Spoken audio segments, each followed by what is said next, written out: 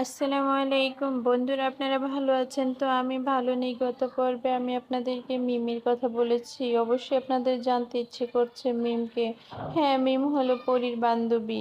মিম আর পরী খুবই close friend. তাই পরীর এই সময় মনে হয়েছে মিমকে সব কিছু জানানো।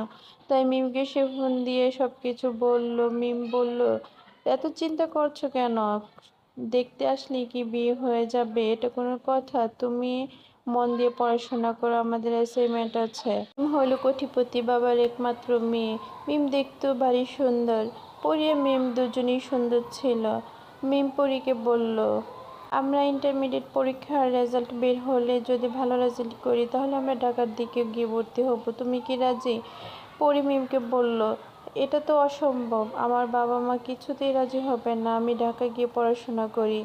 মিম বলল, সব কিছু ম্যানেজ করার দায়িত্ব আমার, তুমি রাজি হলে তুমি আমাকে